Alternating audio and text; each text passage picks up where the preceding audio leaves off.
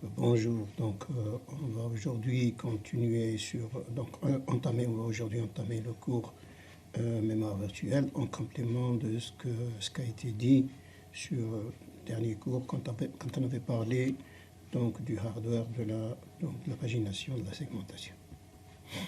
Alors, aujourd'hui dans ce cours, nous allons soulever les principaux concepts relatifs à la notion de mémoire virtuelle. Nous commencerons donc par lier la notion de mémoire virtuelle au mécanisme de pagination de segmentation. Nous montrerons aussi comment se réalise le calcul d'une adresse virtuelle en une adresse physique.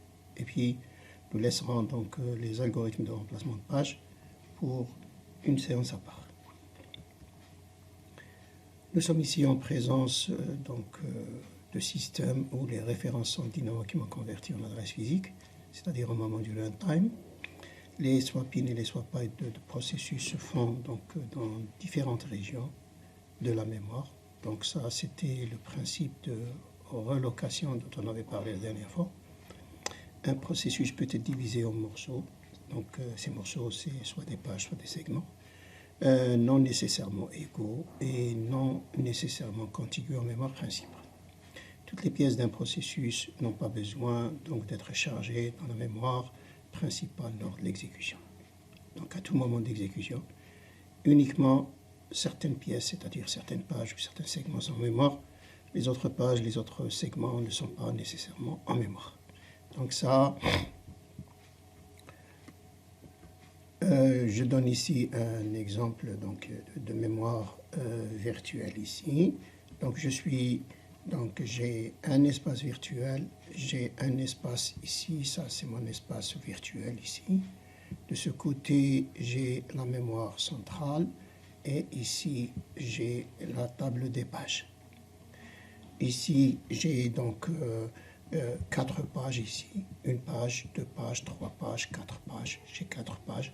Chaque page est composée de 4 bytes. Le premier byte, byte 0, byte 1, byte 2, byte 3. Deuxième page, byte 0, byte 1. Et la dernière page, byte 0, byte 1 jusqu'à byte 3. Maintenant, si je compte la mémoire comme étant une pièce unique, alors celui-là, il va devenir le byte 0.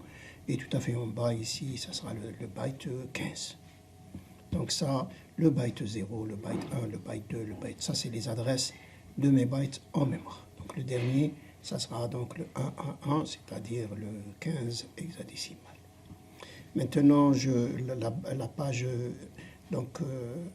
virtuelle 0, donc ça c'est la page virtuelle 0. Ici, elle est donc présente en mémoire et elle est chargée à la page 1. Alors voilà, donc la page 0, elle est chargée à la page, donc le NPP égale à 1. 0, 1. Donc ça, c'est la page 1. Donc page 1 est chargée, la page 0 virtuelle est chargée dans la page 1 physique. Maintenant, la page 3 virtuelle, c'est-à-dire cette page-là, est chargée dans la page 0. Le bit 1 veut dire que cette page est présente. Pour les deux autres pages, 0, 0, ces deux pages, la page 1 et la page 2 ne sont pas présentes en mémoire. Leur V est égal à 0 et elles n'ont pas de présence en mémoire, c'est-à-dire pas de numéro de page physique correspondant. Et voilà, donc ces 3 pages sont chargées en mémoire. Donc j'ai la page 0 qui est chargée à la page 1 physique, la page 3 qui est chargée à la page 0 physique. J'ai donc dans la table des pages, j'ai la page 0 qui a un V égale 1, un PP égale 1 pour dire où elle est chargée en mémoire, et la page 3 avec un V égale 1 et un PP égale 0 pour dire qu'elle est chargée à la page 0 en mémoire. Les deux autres pages, page 1 et page 2, ne sont pas présentes en mémoire, donc vont avoir un V égale à 0. Alors, essayons de voir comment ça fonctionne maintenant, l'exécution de ce mécanisme. Alors ici, j'ai un processus P1, processus P1.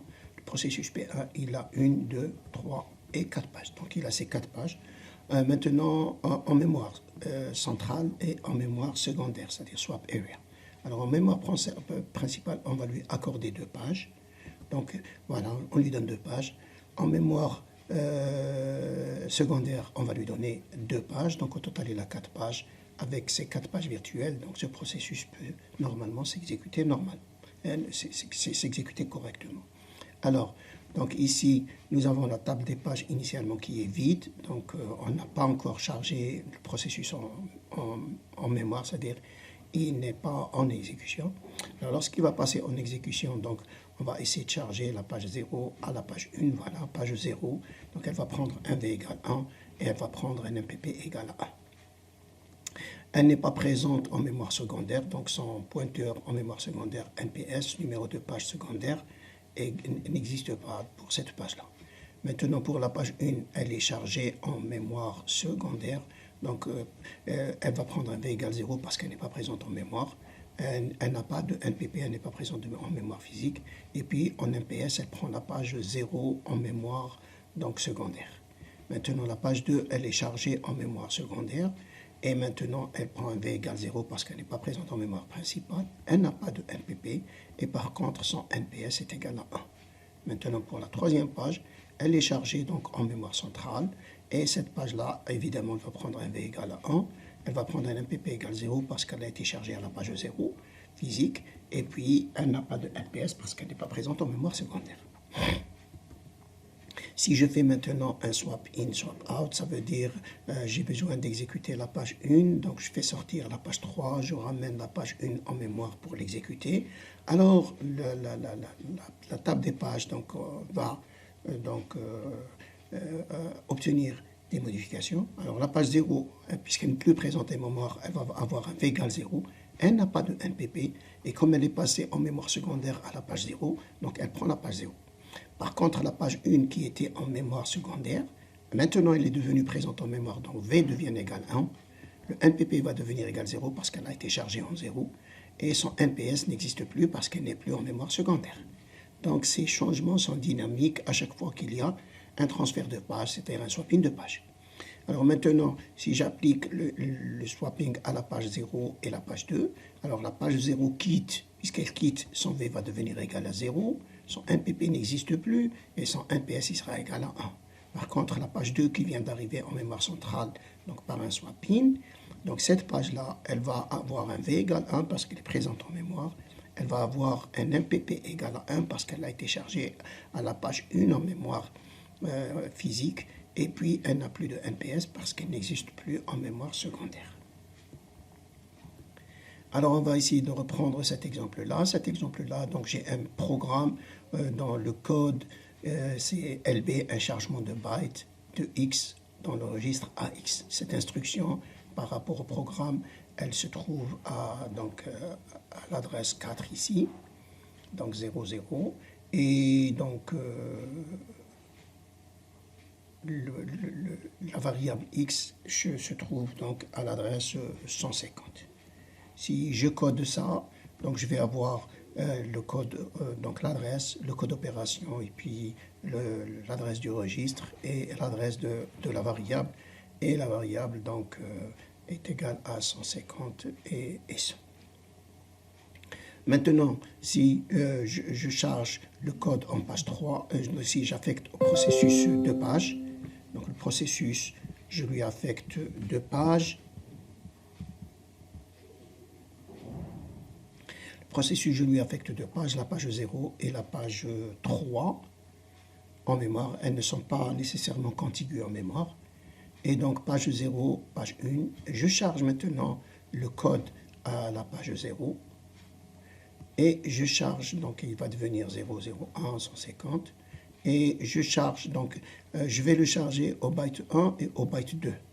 Ça veut dire le code d'opération, puisque c'est 4 bits plus 4 bits, 8 bits, donc ça va prendre un byte.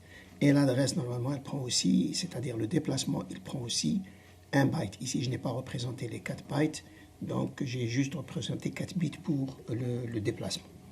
Maintenant, ça, c'est l'opcode. Ça, c'est le registre AX, et ça, c'est la référence AX, donc comme étant une adresse virtuelle. Maintenant, l'adresse, donc les datas sont placées dans la page 0, donc à l'adresse 150. Donc ici, je vais charger au niveau, donc ça, c'est la valeur de X qui est chargée au byte 2 de la page 0. Donc je récapitule. Maintenant, mon instruction est chargée dans la page 3 au byte 1, ça veut dire un déplacement égal à 1. Et la donnée est chargée dans la page 0 avec un déplacement dans la page 0 égal à 2. D'accord? 2, ça c'est le déplacement. Maintenant, durant le runtime, on va essayer de corriger le déplacement, c'est-à-dire la référence à x dans la page 3. Et à ce moment-là, au lieu d'avoir ici 50, je vais prendre la page 0 et je convertis. Donc la page, elle va avoir le numéro de page et le déplacement. Alors, le numéro de page, il va devenir 00 parce que la donnée est chargée en page 0. Et le déplacement, c'est 2 parce que ma valeur se trouve dans le deuxième byte de la page 0. Maintenant, le code est prêt pour l'exécution. La donnée est là et la page est en mémoire, donc on peut entamer l'exécution. Alors, ici, donc, le 2 qui a été calculé, donc on dit que c'est un déplacement, donc on le calcule comme étant un déplacement à partir du début de la page 0. Donc, x est un déplacement à partir de la page 0. Alors, on entame l'exécution de ce petit programme juste pour voir comment se produit le calcul d'adresse. Alors, on va commencer donc par charger la page physique 3 à l'adresse 1000. Donc ça, c'est l'adresse 1000 de la page physique 3. J'ai la page 0 qui est chargée à un autre endroit de la mémoire et j'ai mes deux pages, page 1 et page 2 qui sont en mémoire secondaire. J'ai mon CPU. Le CPU, il a un registre CX, un registre AX, un registre DX, CS, AX, DS. CS, c'est l'adresse du code. DS, c'est le data segment. C'est l'adresse qui pointe sur les datas. CS, il pointe sur le code du programme. Le PC, c'est le compteur ordinal, donc il me dit quelle est l'instruction, la prochaine instruction exécutée. RI, c'est le registre instruction. Donc on place l'instruction dans le registre instruction, on décode l'instruction, on appelle l'ALU pour convertir l'instruction et on exécute l'instruction. Maintenant, dès qu'il génère une adresse, il va l'envoyer, donc il va déduire l'adresse virtuelle. Cette adresse virtuelle est envoyée au MMU. Le MMU, donc, il va calculer l'adresse physique. Et cette adresse physique sera déposée sur le bus pour accéder directement en mémoire et ramener l'information ou exécuter l'instruction. Alors, nous avons deux types de processeurs, les processeurs dotés de MMU et les processeurs qui ne sont pas dotés de MMU. MMU pour dire Memory Management Unit. Alors, les processeurs qui ne disposent pas de MMU ne peuvent pas faire de la mémoire virtuelle. Donc, si on prend le Pentium 8086, 8088, ça veut dire avant le Pentium 1. Donc, tous les processeurs Intel 80, 86, 80, 88, avant l'arrivée des Pentium, ces processeurs-là ne faisaient pas de mémoire virtuelle. Donc, ils faisaient directement un calcul d'adresse physique. Ça veut dire le système, le processeur génère l'adresse et c'est cette adresse qui est automatiquement placée dans le bus et on accède. Donc, les adresses générées sont les adresses physiques réelles. Il n'y a pas d'adressage virtuel. Maintenant, les processeurs, donc, avec mémoire virtuelle, ils disposent d'un MMU et ces processeurs-là, génèrent une adresse virtuelle. Et cette adresse virtuelle est envoyée au MMU, qui est un organe hardware, et le MMU se charge de la traduction de l'adresse virtuelle en adresse physique. L'adresse virtuelle est produite par le CPU, et l'adresse physique est produite par le MMU. Le MMU en input, il va prendre une adresse virtuelle, donc générée par le CPU, et en output, il va fournir une adresse physique qui sera déposée au bus, et sur le bus, et permet donc d'accéder à la page en mémoire physique. Première mémoire virtuelle, c'était le VAX 11, donc la DEC Digital Equipment Corporation. La DEC disposait donc d'une PDP-11 et c'est grâce à la PDP-11 qu'on a donc développé le système Unix. Et donc, en voulant faire de la mémoire virtuelle, ils sont passés donc à VAX, Virtual Address Extended. Et donc, la machine VAX, c'est elle qui était la première à avoir développé des systèmes à mémoire virtuelle. Et depuis, tous les concepteurs se sont convertis, ou bien ont converti leurs processeurs en des processeurs à mémoire virtuelle. Ça veut dire qu'ils ont commencé à intégrer de la mémoire virtuelle, de l'organe MMU dans leur CPU. Alors, maintenant, le 1000, on va le charger dans le code CS. Les datas, ils sont à la page 0, donc on va les charger dans le registre DS. Alors, on remarque ici que le CS pointe, donc ça c'est les valeurs du PCB. Donc, le CS, il pointe à l'adresse où est chargé le code, c'est-à-dire l'adresse 1000, et DS, il pointe vers l'adresse où sont chargées les données, c'est-à-dire l'adresse de la page 0.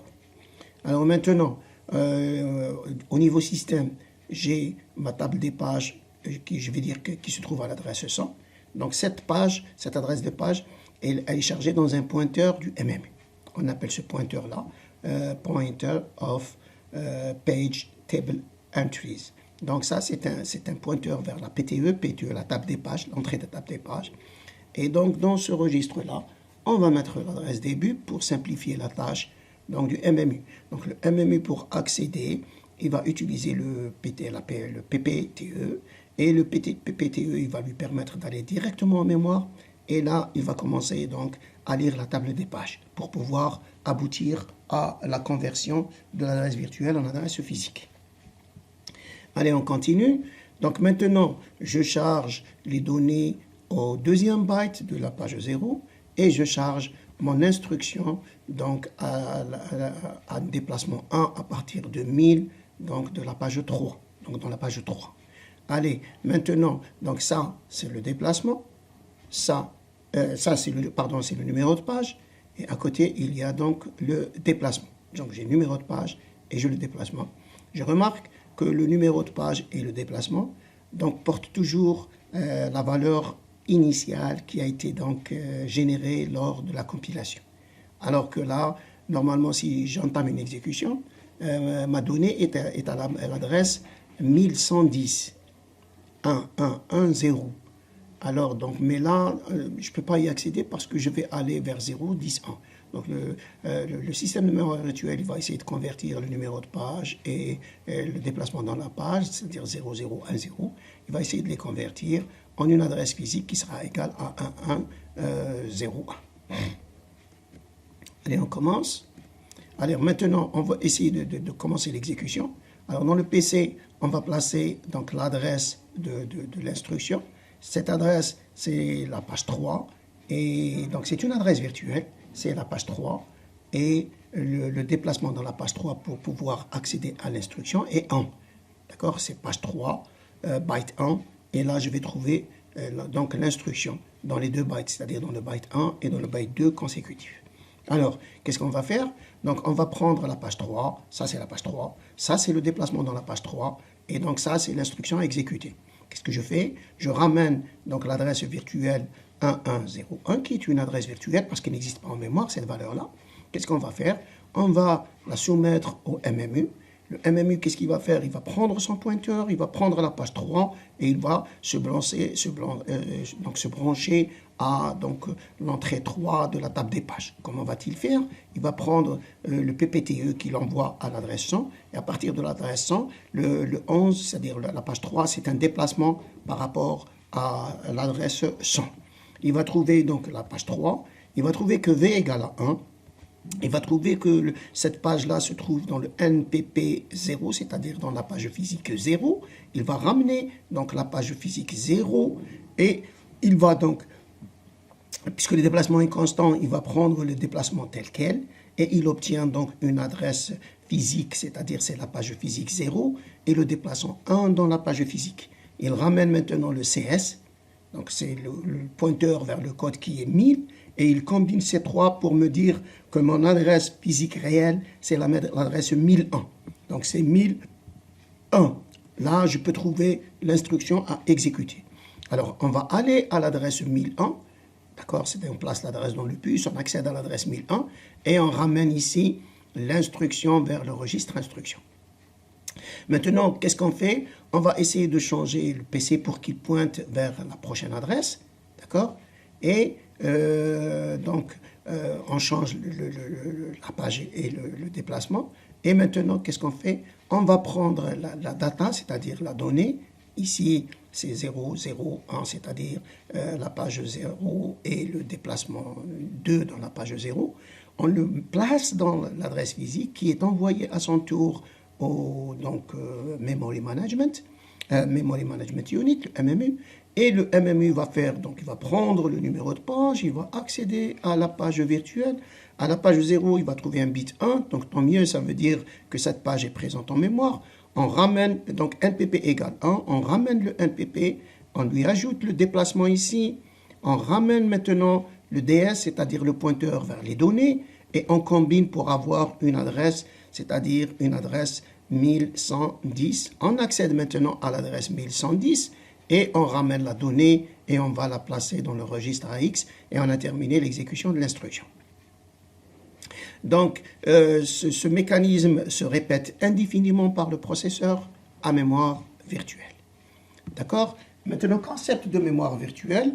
Là, je suis en présence donc ici d'un espace virtuel que je vais appeler EV, d'une adresse virtuelle donc, qui donne l'adresse de chaque byte en mémoire, un espace physique qui contient donc les pages physiques en mémoire avec leur adresse. Bon, ici, je vais dire espace physique avec une adresse physique. Donc, j'ai un espace virtuel avec une adresse virtuelle. J'ai un espace physique avec une adresse physique. D'accord? Donc, ici, l'adresse virtuelle elle est donnée par 4 bytes. On va voir le calcul, comment il se fait. Et l'adresse physique est donnée par 3 bits. Adresse virtuelle 4 bits. Adresse physique 3 bits. Alors, j'ai la table des pages, la PTE. D'accord? Puisque j'ai 4 pages, donc je vais avoir 4 entrées dans la table des pages. Et donc, pour représenter ça, la page 0, puisque j'ai 4 pages, 4 c'est 2 puissance 2. 2 puissance 2, donc je prends l'exposant égale à 2. Ça veut dire que j'ai besoin de 2 bits pour représenter mes 4 pages. Et je vais dire que la première page, c'est la page 00 ici. Ça, c'est la page 00. Ici, c'est la page 01. Ici, c'est la page 10. Et ici, c'est la page 11. Donc, autrement, ça, c'est la page en décimale. Page 0, page 1, page 2 et page 3. Donc, j'ai 3 entrées dans la table des pages. Chaque entrée représente une page, je vais dire une page virtuelle. En mémoire, donc j'ai 2 pages physiques.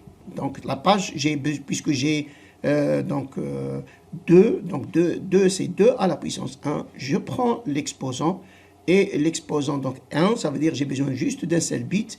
Lorsqu'il prend la valeur 0, c'est la page 0. Et lorsqu'il prend la valeur 1, c'est la page 1. C'est pour ça que j'ai donné un MPP égal à 1, parce que je n'ai besoin que d'un bit pour donc adresser mes pages en mémoire.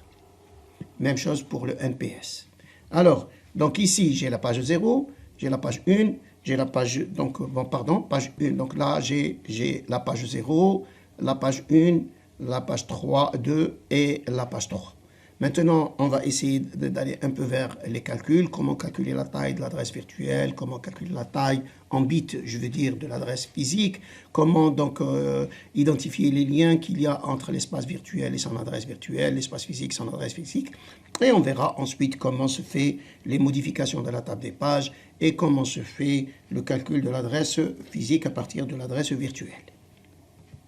Allez, donc ici, espace virtuel, j'ai 4 pages. Le NPV, c'est le nombre de pages. Donc, je vais dire le nombre de pages égale à 4. Donc, NPP égale 0, c'est la première page. NPP égale 1, c'est la deuxième page. NPP égale 2, c'est la troisième page. Et NPP égale 3, c'est la quatrième page. Donc, ça, c'est ses valeurs. Et donc, NPP, c'est le nombre de pages. Donc, il va prendre, j'ai 4 pages. Espace virtuel, j'ai 16 bytes. D'accord? La page, elle est de 4 bytes. Chaque page prend 4 bytes et l'espace virtuel prend 16 bytes.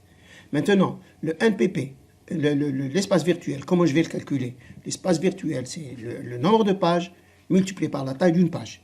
Donc, le nombre de pages, c'est 4. Alors, le 4, il sera multiplié par 4, qui est la taille de la table. Donc, là, 4, qui est la taille de la page. Et donc, je vais avoir 4 fois 4, donc 16. Donc, j'ai une première formule. Donc, qui consiste à appliquer une règle de 3 parmi donc, le NPV, le nombre de pages, et NPV, c'est-à-dire le nombre de pages, la taille de la page et l'espace virtuel. Si on me donne l'espace virtuel et qu'on me donne la taille des pages, donc je peux déduire le NPV. Si on me donne l'espace virtuel et le nombre de pages, donc je peux déduire la taille de la page. Si on me donne la taille de la page et le NPV, je peux produire une multiplication pour obtenir l'espace virtuel. D'accord? Donc, cette règle de 3, elle s'applique pour tout calcul, donc soit s'il m'est demandé l'espace virtuel, s'il m'est demandé le NPV ou s'il m'est demandé le nombre de pages. Maintenant, puisque j'ai la page qui fait 4 bytes, donc 4 c'est 2 à la puissance 2, et je prends donc l'exposant, et l'exposant il va me donner les 2 bits du déplacement. Donc je dis que le déplacement nécessite 2 bits. Même chose, je prends donc l'espace virtuel, c'est 16 bytes. 16 bytes, c'est 2 à la puissance 4. Je prends donc le 4, et le 4 me dit que l'adresse virtuelle nécessite 4 bits. Maintenant, voilà les 4 bits de l'adresse virtuelle. Ça, c'est les 4 bits de l'adresse virtuelle. Maintenant, je prends les 2 bits du déplacement. Voilà les 2 bits du déplacement dans l'adresse à l'intérieur d'une adresse virtuelle. Et les 2 bits pour représenter le NPV. Et donc, j'ai les 2 bits du NPV. Donc, mon adresse virtuelle, elle fait un NPV et un déplacement. Le NPV, il fait 2 bits et le déplacement fait 2 bits. Donc, maintenant, l'adresse virtuelle, donc ici, l'adresse virtuelle, elle est de 2 bits du déplacement du NPV, plus les 2 bits du déplacement, elle me donne les 4 bits. Même chose pour l'espace physique. Alors, l'espace physique, donc le nombre de pages, c'est 2. L'espace physique, c'est 8 bytes. Et là, toujours la page, c'est 4 bytes. EPP, donc EP, l'espace physique, c'est le NPP multiplié par la page, c'est 2 multiplié par 4, ça donne 8 bytes.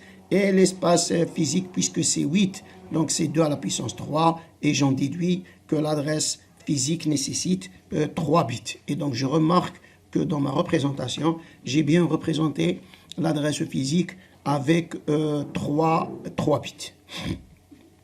Donc pour calculer maintenant la taille de cette adresse physique en bits, je prends les 2 bits du déplacement et je prends le 1 donc, qui est déduit du NPP qui est égal à 2, c'est-à-dire 2 puissance 1, et je somme 2 plus 1, elle me donne mes 3 bits.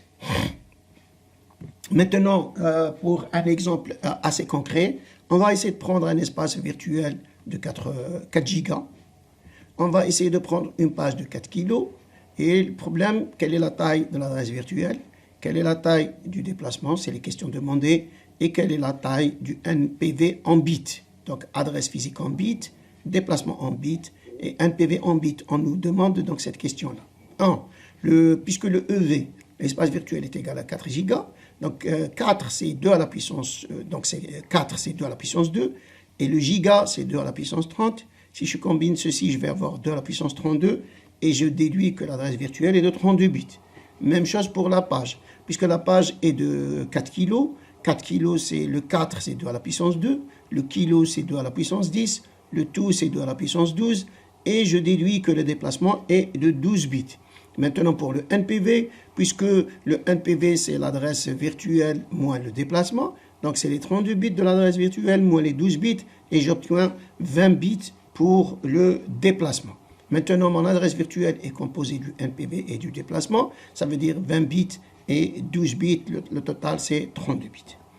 Donc, si je fais pour un espace physique maintenant de 1 giga, et une page toujours de 4 kg, je déduis donc la question qui me demandait quelle est la taille de l'adresse physique, la taille du déplacement en bits, et aussi le NPP en bits. Même chose, l'espace physique, puisqu'il est de 1 giga c'est 2 puissance 30, et je déduis que l'adresse physique est de 30 bits. Maintenant, la page, pour le déplacement, la page est de 4 kg. 4 kg, c'est 12 bits. Le déplacement est égal à 12 bits. Donc, le même calcul que pour l'espace virtuel. Et pour le NPP, donc NPP, c'est l'adresse, c'est l'adresse physique, pardon, ici, moins le déplacement. Elle me donne donc les 18 bits. Et j'ai déduit que l'adresse physique, NPP et déplacement, donc 18 bits plus 12 bits, et ça fait les 30 bits de l'adresse physique. Alors maintenant, le problème qui se pose, il y a un problème de la taille de la table des pages. Donc, comment calculer la taille d'une table des pages? Alors, la taille de la table des pages, donc c'est la question qui se pose. On me dit quelle est la taille de la table des pages. Alors, cette taille de la table des pages, donc la taille de la table des pages, c'est normal, c'est le nombre d'entrées multiplié par la taille d'une entrée. Donc, je vais compter chaque entrée, combien elle prend de bits, et je compte combien j'ai d'entrées. Cette multiplication me donne la taille de la table des pages. Alors, le nombre d'entrées est équivalent au NPV. D'accord? Donc, dans cet exemple-là, je compte, j'ai 1, 2, 3 et 4 entrées. Donc, un PV égale à 4, donc j'ai 4 entrées. Alors, maintenant, la taille d'une entrée. La taille d'une entrée, donc ça, c'est une entrée. J'ai un bit V, donc le V qui prend un bit égal à 1, le bit de modification qui prend un bit égal à 1, le NPS PP qui prend 1 et le NPS qui prend 1. Donc, j'ai 4 bits. Donc, une entrée, elle va prendre donc 4 bits, c'est-à-dire un demi-byte. Maintenant, puisque j'ai le NPV égale 4 et la taille d'une entrée égale à un demi-byte, donc ma taille, ça sera 4 multiplié par un demi-byte, elle va faire donc 2 bytes. Donc la taille de la page en mémoire, elle prend 2 bytes. Et donc ici, une petite réflexion. Et donc j'ai une mémoire centrale de 8 bytes. Et j'ai une table de page de 4 bytes. C'est trop.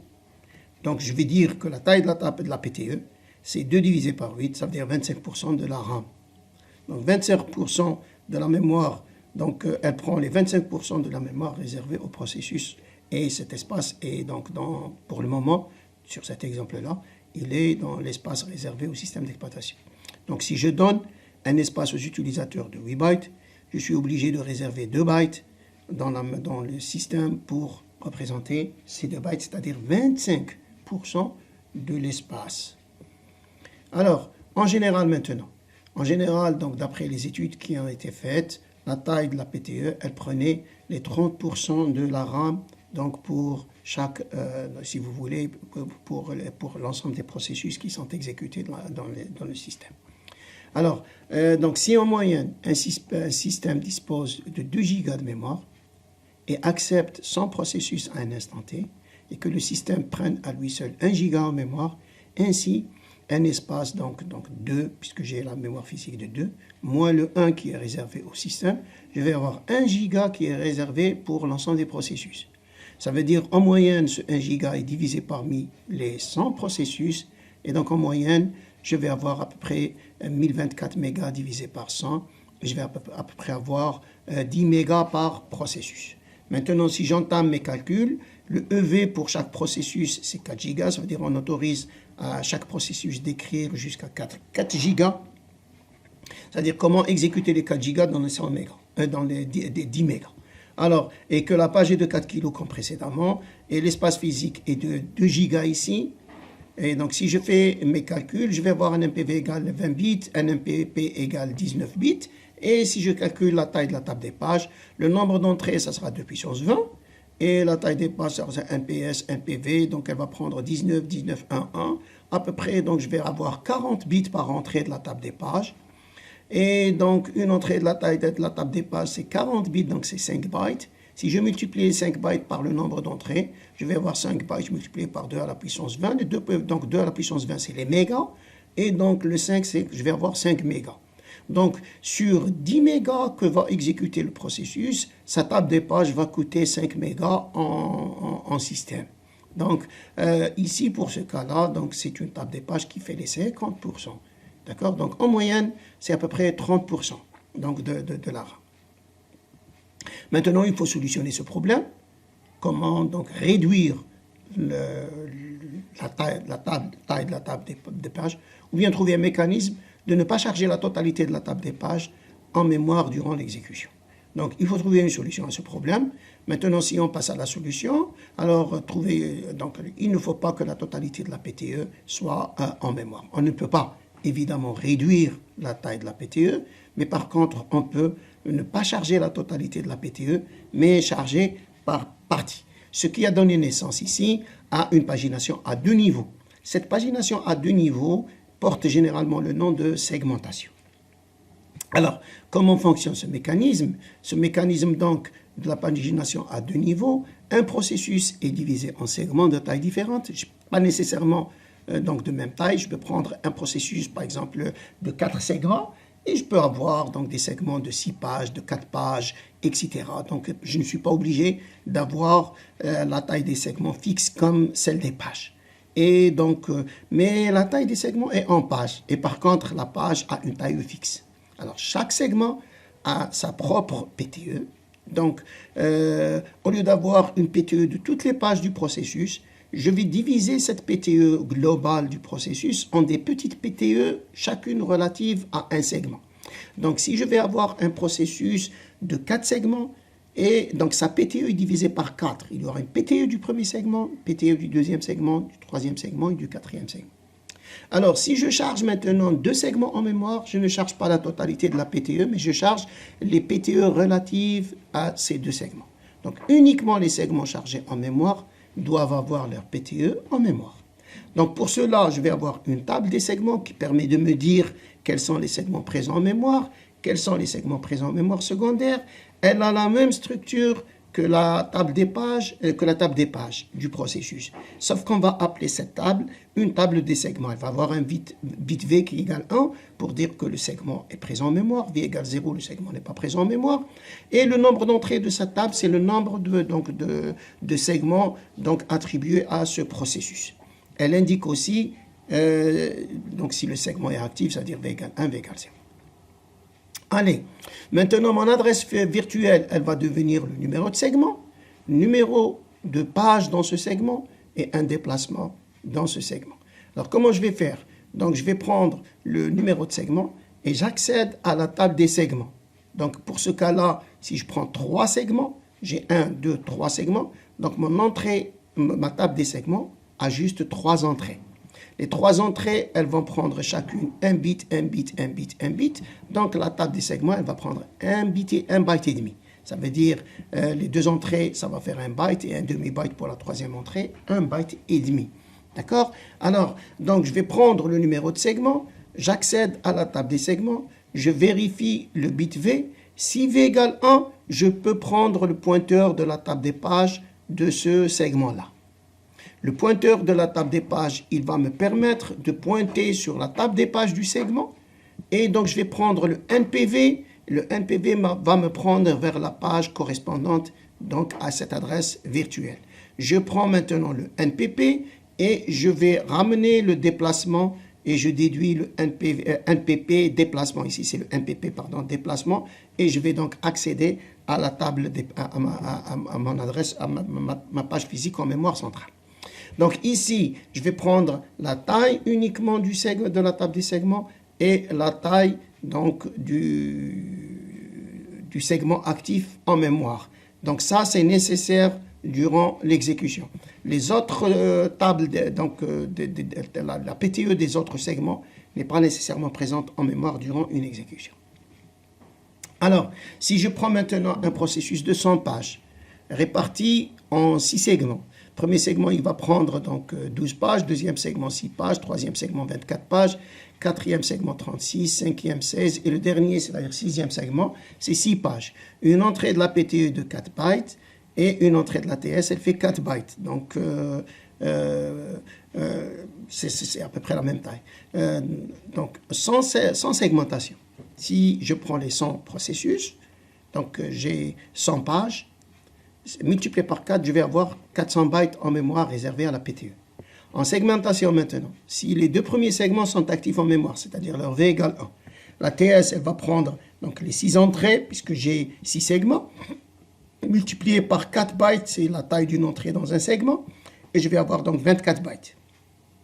Puisque j'ai 2 processus actifs en mémoire, je vais prendre la première PTE et la deuxième PTE, en disant que les 2 premiers segments, ça veut dire 12 et 6. Donc, je vais avoir, la première, elle va avoir 12 entrées, multipliées par 4 bytes par entrée de la page. Et la deuxième, elle va avoir 6 multiplié par 4 entrées, donc 4 bytes de l'entrée de la table des pages. Je multiplie 6 fois 4 et je vais avoir 24 bytes.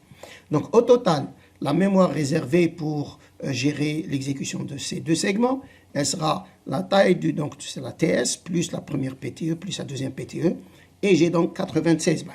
Si je compare maintenant mes 96 bytes à mes 400 bytes, je remarque effectivement que c'est à peu près le 1/4 donc de mémoire. Donc, 1/4 est chargé et 3/4 ont été réduites.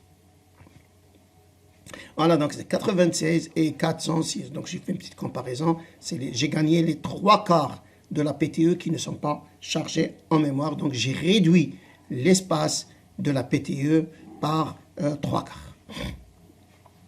Alors maintenant, durant l'exécution d'un programme, le système d'exploitation met en mémoire principale quelques segments du programme. Donc voilà, le PCB est résident en mémoire centrale. Et maintenant, une interruption est générée lors d'un accès à une adresse nécessaire qui n'est pas en mémoire principale. Alors, maintenant, supposons que je suis dans la page 3, virtuelle 3, et je suis en train d'exécuter. Et de la page 3, je vais donc prendre une adresse virtuelle, une référence à une adresse virtuelle. Mais cette adresse virtuelle ne se trouve pas à la page 0 ni à la page 3, mais plutôt elle se trouve à la page 1. Et la page 1 virtuelle n'est pas présente en mémoire. Donc, on va prendre le numéro de page virtuelle, on va le soumettre au MMU. MMU va accéder à la table donc, des pages. Table des pages, entrée 1, il va trouver V égale 0. V égale 0, pour lui, ça veut dire que ce n'est pas la peine d'aller en mémoire physique, cette page n'existe pas. Que va faire le système maintenant? Le système, il va tout simplement générer une interruption. Cette interruption, on va l'appeler défaut de page, c'est une interruption défaut de page. Ça veut dire qu'il voulait aller à une page et en mémoire physique, et il a fait défaut. Donc, ce défaut de page, donc c'est une interruption qui est envoyée au système. Et le système ici, que va-t-il faire? Il va donc bloquer le processus qui a demandé l'accès à la page virtuelle 1, le temps d'aller chercher cette page, de la ramener en mémoire. Donc, il place le processus parmi la liste des processus bloqués en attente de page, et il va aller à la page, à la table des pages. Il va sélectionner une page qui va quitter la mémoire. Il fait un swap out vers la mémoire secondaire de cette page. Il fait un swap in de la page 1 qui est demandée à la place de la page qui vient de quitter. Il remet à jour, il met à jour donc la table des pages, V égale 1, V égale 0. Il transforme, comme on avait vu dans le slide un peu avant. Une fois qu'il a mis à jour la table des pages et qu'il a chargé la page et il a donc remplacé la page, que va-t-il faire? Il va relancer l'exécution de l'instruction. Donc là, je dis qu'il y a eu une faute. C'est pour ça il y a eu une faute. Ça veut dire on a essayé d'adresser, on a fait une faute en essayant d'accéder à une mémoire, une adresse en mémoire. Maintenant, on a corrigé la faute et on peut maintenant revenir et lancer l'exécution de la même instruction. Et cette fois-ci, elle peut accéder à la page correspondante. Voilà maintenant, donc je vais prendre la taille, donc la page, voilà. Je veux accéder, ça c'est l'adresse virtuelle, à la page virtuelle 1. Donc remarquez que j'ai la page virtuelle ici 1, déplacement 10. Ça veut dire que je veux aller à la page virtuelle 1 avec un déplacement égal à 10. Donc ici, je vais convertir cette adresse, donc je la transmets à l'adresse virtuelle, on l'envoie au PTE. PTE, il va donc prendre le numéro de page égal à 1, il va venir donc à la page 1 et il trouve que V égale 0. V égale 0, à ce moment-là, il va déclencher le défaut de page et c'est à ce moment-là qu'on va procéder donc au swapping. Ici, donc on va procéder au swapping de la page 1 en mémoire centrale et on doit donc sélectionner quelle est la page qui doit sortir. Maintenant, quelle est la page qui doit sortir? Puisque j'ai la page 0 et la page 3, donc je vais appeler un algorithme de remplacement de page. C'est lui qui décide quelle est la page parmi la page 0 et la page 3 qui sera sélectionnée pour quitter et laisser de la place à la page 1. Pas nécessairement la page 3.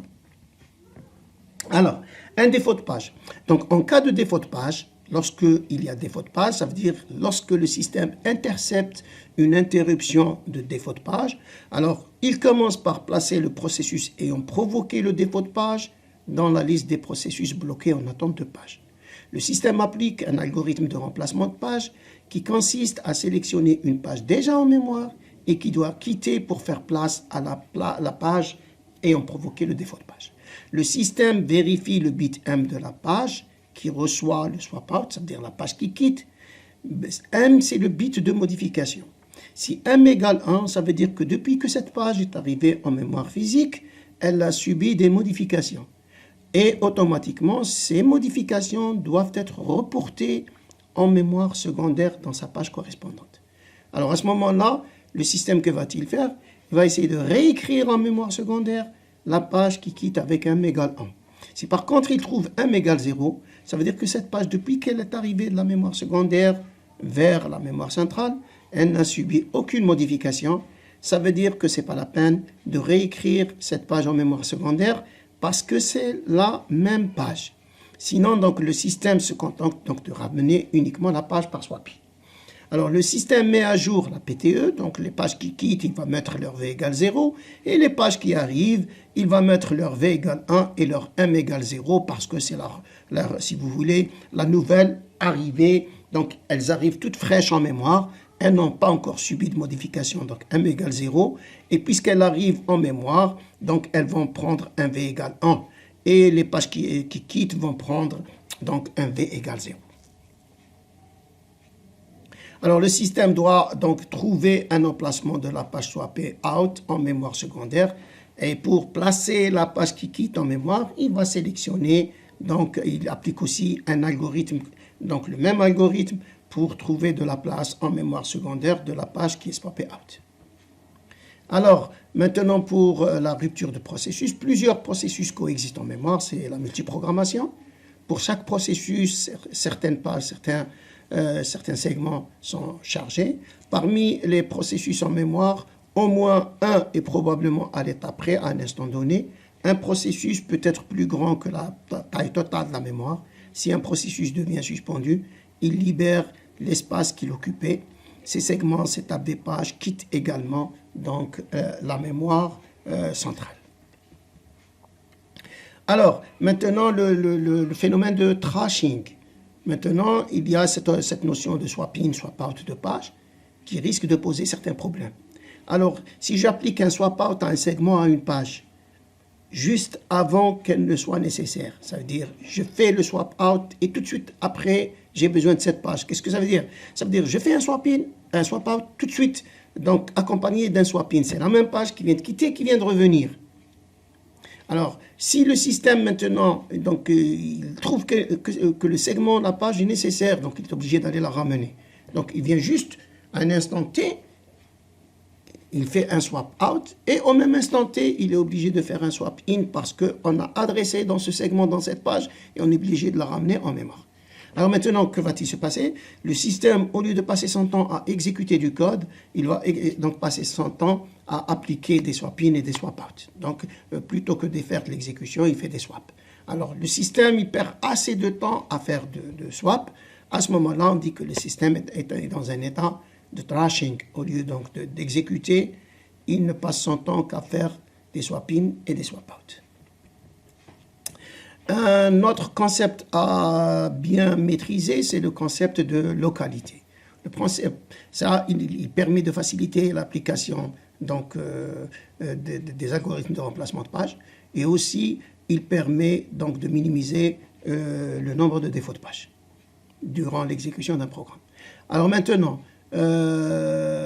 généralement, les références d'un processus sont voisines. Ça veut dire, si j'évolue dans une page 0, toutes les références donc, sont côte à côte. Ça veut dire, elles sont contiguës, sont dans le même espace. Et aussi, il y a ce principe de linéarité. Ça veut dire, on va dire que notre code est linéaire. Qu'est-ce que ça veut dire un code linéaire? C'est un code qui n'accepte pas beaucoup de goto dans son code, c'est-à-dire pas beaucoup de déplacements. Donc, généralement, un code est linéaire. Si je quitte de la page, donc la page code, la page 0, je vais à la page 1, à la page 2, à la page 3. Donc, si je suis à la page 3, c'est comme si je n'ai plus besoin de la page 0 et de la page 1 parce que c'est du code linéaire. C'est rare où je reviens vers la page 1 et vers la page 0. La même chose, donc si je suis à la page 3, je passe à la page 4, à la page 5 et j'évolue linéairement dans l'exécution de mon code. Au contraire, les programmes qui ne respectent pas ce principe de linéarité, et donc de la page 0, je passe à la page 5, la page 5, je reviens à la page 1, de la page 1, je reviens à la page 0, de la page 0, je vais aller à la page 4. Donc, ça, c'est un système qui nécessite beaucoup de défauts de page, par exemple, mais si mon programme respecte donc cette notion de linéarité, à ce moment-là, il va diminuer le nombre donc, de défauts de page. Donc, le principe de localité se base sur le principe de linéarité. Ça veut dire pour maîtriser cette localité, il faut écrire donc, du code linéaire. Donc, il écrit du code linéaire. Donc, il est possible, avec ce principe de localité, d'estimer quelles sont les prochaines pièces qui vont arriver en mémoire. Ça veut dire, si je parle de pages, quelles sont les prochaines pages qui puissent arriver en mémoire. Et si je parle de segments, quels seraient les prochains segments qui puissent arriver en mémoire, donc en appliquant le principe de localité. Si je suis au segment 0, automatiquement, je vais me dire, certainement, c'est le segment 1 qui va arriver. Si je suis à la page 5, certainement, c'est la page 6 qui va arriver. Donc, ceci suggère donc, que je minimise le nombre de défauts de page et que le chargement, le swap in, swap out, il est aussi stable. Et à ce moment-là, donc, je peux parler d'efficacité de l'exécution de la mémoire virtuelle. Alors maintenant, pour mettre en œuvre cette mémoire virtuelle, on a besoin du hardware qui fait de la pagination, de la segmentation. Ici, segmentation, ça veut dire pagination dynamique.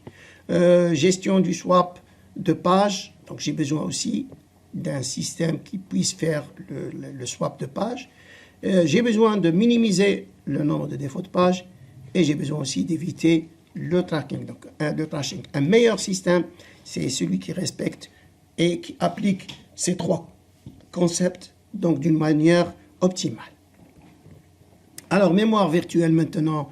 Donc, du côté programme, c'est une adresse de page virtuelle avec un déplacement offset. Donc, et j'accède donc au registre, le MMU va accéder au pointeur de son registre. Il trouve le pointeur de la table des pages ici. Il va prendre le pointeur de la table des pages. Il va prendre le MPV comme déplacement et il va donc accéder à donc, la table, donc l'entrée de la table. À l'entrée, il va trouver le MPP. Le MPP, donc, il va me donner le MPP. Je lui ajoute carrément le déplacement. J'obtiens donc l'adresse physique et puis je peux accéder en mémoire physique à la page contenant donc le byte en question, ou la donnée ou bien la donnée en question. Un petit calcul donc pour pagination et segmentation ici. Segmentation ici, je parle de pagination dynamique. Alors, du point de vue pagination, donc je prends une adresse logique de 16 bits, ça veut dire un programme, il fait 64 kilos, donc 2 à la puissance 16, c'est 2 à la puissance 6 multiplié par 2 à la puissance 10, 2 à la puissance 6 c'est 6, et 2 à la puissance 10 c'est kilos, donc 2 à la puissance 6 c'est 64, et 2 à la puissance 10 c'est kilos, donc j'ai 64 kilos. Donc, puisque j'ai des pages, donc ici, c'est la page, elle fait donc 64, donc 2 puissance 6, elle va prendre donc 6 bits, le NPV va prendre 6 bits, et la page fait 1 kg, et le déplacement, donc, il fait 10 bits. 10 bits pour le déplacement. Donc, NPV 6 bits, et offset, déplacement, c'est 10 bits. Alors, ici, si je prends l'entrée 1, je vais aller à la table des pages. La table des pages, je trouve l'entrée 1. Je prends donc le NPP, donc qui est 00117. Donc, je place ici le NPP. Je ramène ici le déplacement et j'ai le calcul de ma page physique d'une manière hardware. Du point de vue maintenant segmentation, j'ai le numéro de segment et j'ai l'offset dans le segment. L'offset ici, c'est 12 bits. Et ici, donc, le segment, c'est 4 bits. Ça veut dire au maximum, ce programme peut prendre jusqu'à 16 segments. Et donc là, c'est 12 bits. Donc, si vous voulez, chaque segment, il fait une taille de 4 kg. Alors maintenant, donc, c'est toujours 16 bits ici. Hein, c'est toujours 16 bits. Donc, c'est 16 segments et chaque segment fait 4 kg. Et donc, c'est 4 fois 16, c'est donc 64 kg. Donc, la même taille. Alors, maintenant, je prends le segment 2, je vais aller à l'entrée du segment 2 et je trouve l'adresse. En segmentation, je vais prendre cette adresse-là et je vais lui ajouter le déplacement qu'il y a ici. Et là, j'obtiens l'adresse physique correspondante à mon adresse virtuelle donnée. Pour la segmentation, c'est-à-dire pagination de niveau, deuxième type de segmentation, alors je vais avoir donc 4 kg pour la table des segments, 4 mégas pour la table, donc, de la table des pages utilisateurs et 4 gigas ici, c'est l'espace adressable, c'est-à-dire espace virtuel. Donc je vais avoir un pointeur qui me pointe vers la table des segments, un pointeur qui me pointe vers la table des pages et un pointeur qui me pointe donc à l'intérieur de la table des pages. Alors ici, donc un pointeur 10, ici un pointeur et le déplacement de 12 bits. Ça, c'est un exemple. Le principe de la table des pages inversée. table des pages inversée, c'est pour accélérer l'accès à la table des pages par le MMU. Alors, table des pages inversée, alors, donc, ce principe est appliqué dans les architectures PowerPC d'IBM, UltraSPARC et architecture IA64. Le numéro de page d'une adresse virtuelle est donc translaté par du hashcoding. La valeur obtenue par hachage pointe à donc, la table inversée, à l'entrée de la table, donc à une entrée de la table inversée. Donc, des portions fixes de la mémoire physique sont nécessaires pour les tables indépendamment du nombre de processus. Donc ici, on a besoin du numéro de page, on a besoin du PID, identificateur du processus, on a besoin de bits de contrôle et on a besoin le pointeur de chaîne qui permet donc d'appliquer le hashcoding. Alors comment ceci donc s'applique? Alors très simplement, la page inversée, ça veut dire au lieu de prendre un MPV et je vais accéder à l'entrée correspondante pour trouver le NPP, cette fois-ci c'est l'inverse.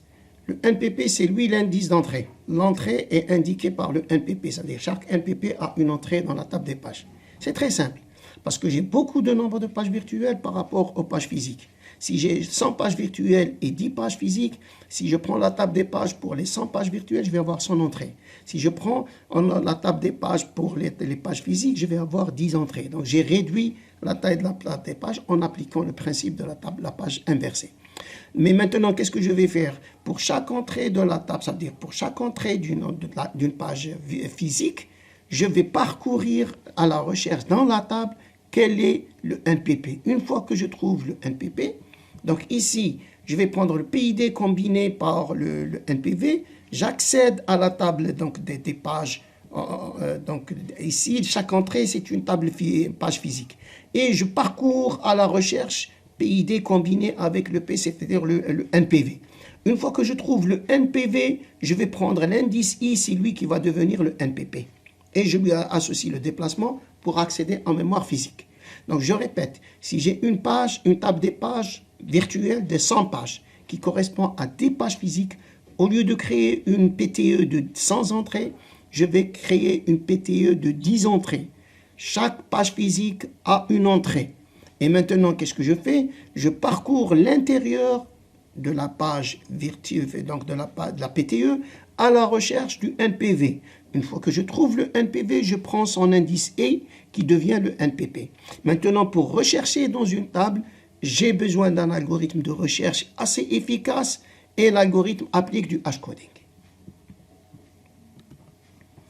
Donc, et voilà, donc je vais prendre la page, j'applique le hash et le hash, il va me prendre directement vers l'indice et de l'indice, j'accède à la table.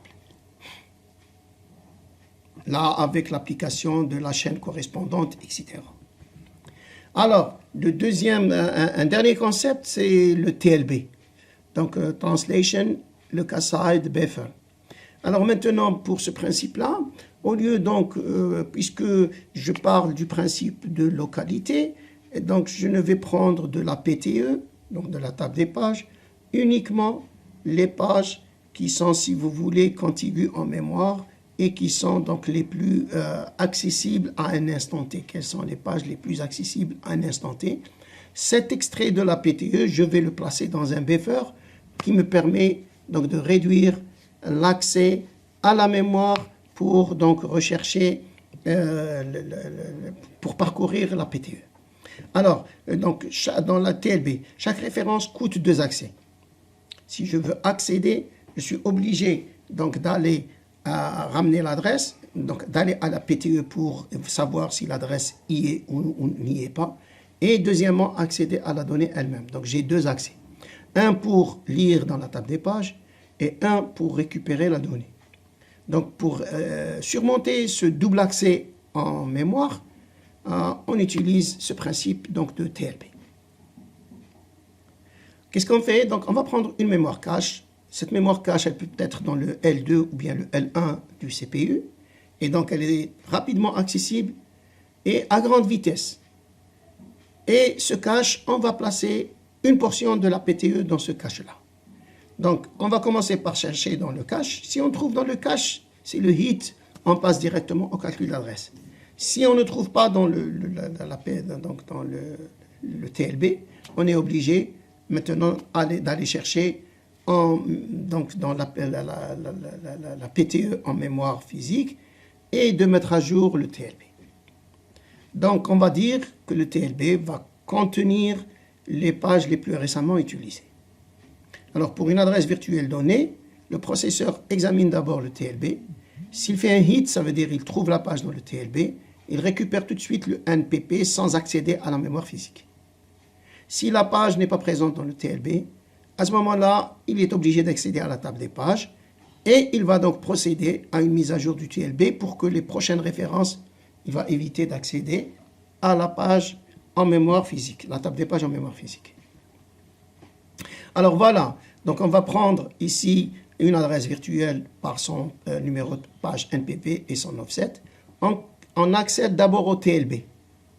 Le TLB, c'est une portion de cette table des pages qui est donc présente ici. Alors, qu'est-ce qu'on va faire? Donc, TLB, si on arrive à trouver dans le TLB, ça veut dire dans le cache, si vous voulez, du processeur ou dans le cache en mémoire. Qu'est-ce qu'on va faire? On va donc générer l'adresse physique, accéder à la mémoire physique. Sinon, qu'est-ce que ça veut dire? Sinon, on va aller à la table des pages.